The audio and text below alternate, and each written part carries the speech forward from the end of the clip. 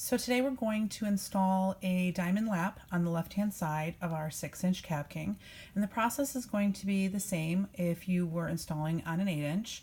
So we're going to go ahead and begin by removing the screw on the left-hand side, and you might be able to do this by hand, but most likely you're going to want to have a wrench of some kind.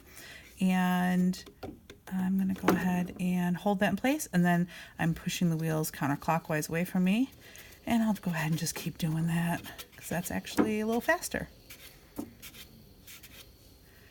And we're almost there, and now it's off, and we can pop on our 6-inch here, and we'll replace the screw.